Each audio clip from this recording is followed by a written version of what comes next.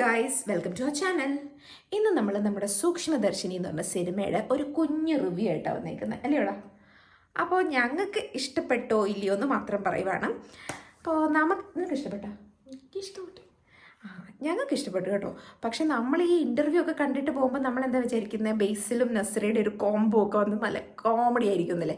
പക്ഷെ കോമഡി ഒന്നുമില്ല guys. Cinema തുടങ്ങി കുറച്ച് നേരം കഴിയുമ്പോൾ മുതൽ നമ്മുടെ കാലിൽ നിന്ന് ഇങ്ങനെ ഒരു തെരിപ്പ് വരാൻ തുടങ്ങും. എന്താണ് ഇനി അടുത്ത് സംഭവിക്കുന്നത് എന്നുള്ളത് അങ്ങനെ എനിക്ക് തോന്നിയില്ലേ? എനിക്കും അങ്ങനെ തോന്നിയായിരുന്നു ഗൈസ്. ഇനി നമ്മൾ ഓൾഡ് ജനറേഷൻ, ഇവർ ജെൻസി അല്ലേ? ജെൻസി ആയതിൻ്റെ കുഴപ്പമാണോ എന്നറിയത്തില്ല.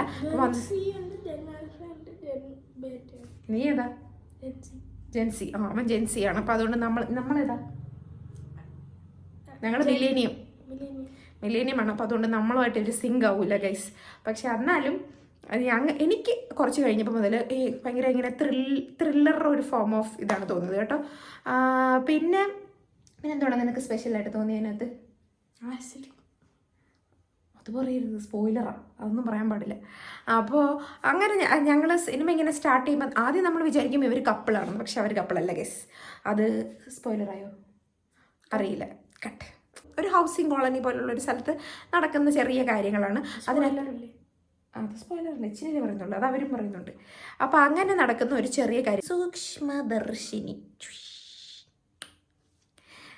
അങ്ങനെ പിന്നെ നമ്മൾ എന്ത് ചെയ്യുന്നൊരു കഥ ഇങ്ങനെ പുരോഗമിച്ചുകൊണ്ടിരിക്കുമ്പോൾ നമ്മൾ ഇങ്ങനെ തലയിൽ നമ്മൾ ഡിറ്റക്റ്റീവ് വർക്ക് ചെയ്യുമല്ലോ. നമ്മൾ വർക്ക് ചെയ്തതിന് ശേഷം നമ്മൾ വിചാരിക്കുന്നില്ലേ ഇതായിരിക്കും കാര്യം. പക്ഷെ അവൻ വിചാരിച്ച കാര്യങ്ങളൊന്നും അല്ലായിരുന്നു ഗൈസ്, വേറെ എന്തോ ആയിരുന്നു.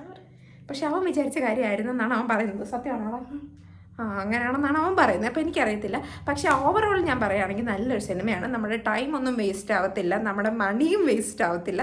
നമുക്ക് പോയി ധൈര്യമായിട്ട് പോയിരുന്ന് കാണാൻ പറ്റുന്ന ഒരു സിനിമയാണ്. അപ്പോൾ എനിക്കൊരു പോസിറ്റീവായിട്ട് തോന്നിയതെന്ന് വെച്ച് കഴിഞ്ഞാൽ, നമ്മുടെ ഫിലിം സ്റ്റാർട്ട് ചെയ്തപ്പം ഈ ആക്ടേഴ്സിൻ്റെ പേരൊക്കെ എഴുതി കാണിക്കുമല്ലോ, അതിനകത്ത് ഫസ്റ്റ് നസ്രിയുടെ പേരാണ് കേട്ടോ കണ്ടത്. അത് എനിക്കൊരു ഭയങ്കര പോസിറ്റീവായിട്ട് ഫീൽ ചെയ്തൊരു കാര്യമാണ്.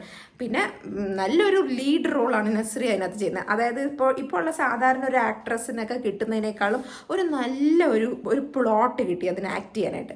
പിന്നെ നസ്രിയുടെ ഒരു സാധാരണ ഒരു സ്വഭാവം വെച്ച് നോക്കുമ്പോൾ അവർ ഭയങ്കര ആക്ടിങ് ആയിരിക്കണം. കാരണം ഫുൾ ടൈം ഇങ്ങനെ ബംഗ്ലി ആയിട്ടിരിക്കുന്ന ഒരു കൊച്ച് ഇതിനകത്ത് ആ ക്യാരക്ടറായിട്ട് അതിൻ്റെ ഒരു പക്വതയോട് കൂടി അത്രയും നന്നായിട്ടാണ് ആ കൊച്ച് അത് ചെയ്തേക്കുന്നത്. അതുപോലെ തന്നെ നമ്മുടെ ബേസിലിൻ്റെ കാര്യവും പറയാതിരിക്കാൻ പറ്റത്തില്ല. ബേസിൽ ഓരോ സിനിമ കഴിയുമ്പോൾ ഞെട്ടിച്ചുകൊണ്ടിരിക്കുന്ന ആളാണ്. വളരെ അയാളാണെന്ന് പോലും തോന്നത്തില്ല. നമ്മൾ ഈ ഇൻ്റർവ്യൂവിലും ഒക്കെ കാണുന്ന ഒരു ബേസിലേ അല്ല. ആ ഒരു ക്യാരക്ടർ അനുസരിച്ച് അയാളുടെ ഫേസിൻ്റെ ഷേപ്പ് പോലും മാറുന്ന പോലെ നമുക്ക് തോന്നും. പിന്നെ ഒരു ഭയങ്കര പ്ലസ് പോയിന്റ് അയാൾക്കുള്ളതെന്ന് പറഞ്ഞാൽ ഭയങ്കര ഒരു ഇന്നസെൻറ്റ് ഫേസാണ്.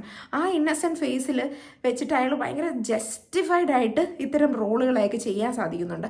അതൊരു ഭയങ്കര പോസിറ്റീവ് കാര്യമായിട്ടാണ് എനിക്ക് തോന്നിയിട്ടുള്ളത്. ഓവറോൾ ഒരു എത്ര മാർക്ക് കൊടുക്കൂടാ? 5ൽ 5 കൊടുക്കാനുള്ളതൊന്നും ഇല്ലെങ്കിലും ഒരു 4, 3.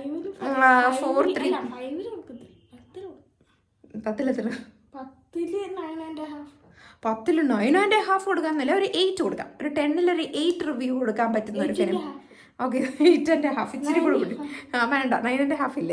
എനിക്ക് പേഴ്സണലി 8 വരെയൊക്കെ കൊടുക്കാൻ പറ്റുന്ന, കണ്ടുകൊണ്ടിരിക്കാൻ പറ്റുന്ന കുറച്ച് നല്ല ത്രില്ലിങ് ആയിട്ടുള്ള, നമ്മളിങ്ങനെ ലാസ്റ്റ് സീനൊക്കെ എന്ന് പറഞ്ഞു കഴിഞ്ഞാൽ ലാസ്റ്റ് ക്ലൈമാക്സ് ഒക്കെ നല്ല കിഡിലും ക്ലൈമാക്സ് ആണ്. നമ്മൾ ഒരിക്കലും എക്സ്പെക്ട് ചെയ്യാത്ത ക്ലൈമാക്സ് ആണ്. അപ്പോൾ പോയി കാണണം ഗൈസ്. കാണുവാണെങ്കിൽ ഒട്ടും നിങ്ങൾക്ക് നഷ്ടം വരാത്തൊരു മൂവിയാണ്. അപ്പോൾ അത്രയേ ഉള്ളൂ. അപ്പം ശരി, എന്നാ ബൈ.